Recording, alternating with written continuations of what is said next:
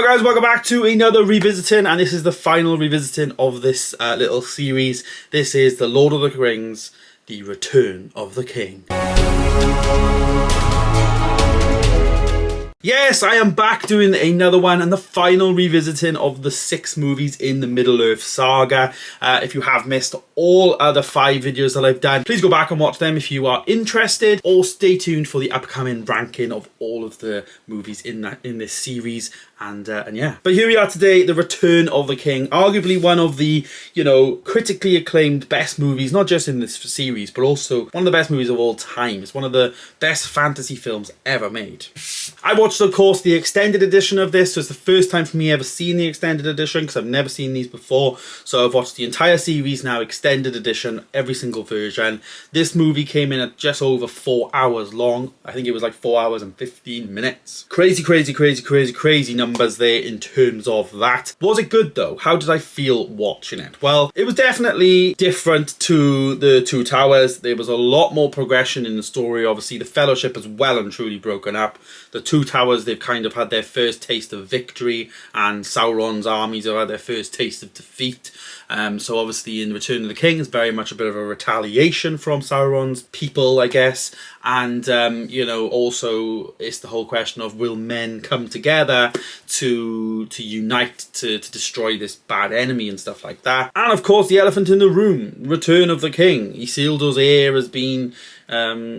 the line had been broken, but obviously, Aragorn steps forward as he is the heir, and he was lost. So it's a combination of many things in the story. I think one of the things I kind of felt like it took a bit of a back burner in here, though, was like in the other films, I felt like Merry and Pippin had a very pivotal role in the second one. Like, you could argue that's why they won, is because of Merry and Pippin, which is, I think, is great, and when they got honoured at the end, it's all about the hobbits. Like, they wouldn't have done this without the hobbits, just like in the Hobbit movies.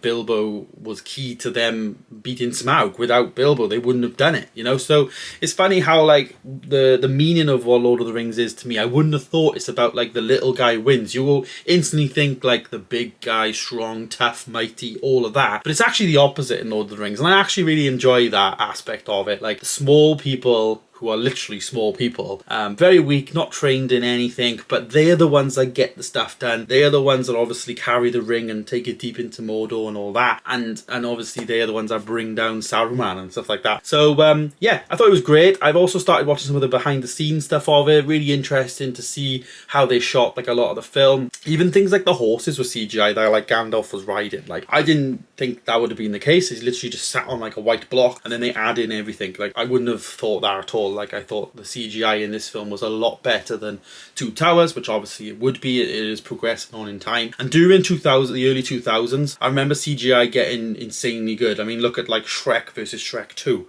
Shrek 2 looks amazing. But yeah, this is a movie that actually won 11 Oscars. Now, that is like I think it's the joint record for the most Oscar wins for one movie, and they won 11. The fact that the Academy gave like an award and even nominations to big franchises like this, I think is testament, because we don't see that anymore. It's always like these indie films, these small things that don't take any money, that have very small budgets and stuff like that. It's never like, Avengers Endgame didn't get nominated type of thing. So it's interesting to see that it did, and rightfully so. There's a lot in there that it got nominated for, and it should have won. It definitely won, obviously. Best Picture being one of them. But yeah, so we won big awards, Best Director, Best Picture, sound editing, the sound was phenomenal. And yeah, I thought like the story was great. I'm a massive fan of Fringe. I'm not sure if many people heard of it, but there's an actor in there called John Noble, who is from Australia, or New Zealand, Australia I think it is. But he actually plays Denethor in the Lord of the Rings films, and I can't remember watching Lord of the Rings when I knew who John Noble was, but seeing him in Return of the King, he was fab in Return of the King, like amazing. He's actually he's the Mad King kind of thing that's going to burn his son,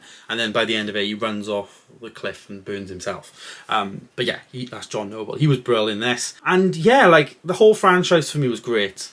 Rating the film though, obviously, what am I going to give it? It's 5-star. Like, it is. It's class. It is. It's one of the best films I've ever watched in my life. It's great. I'm not going to sit here and bash something that I don't like.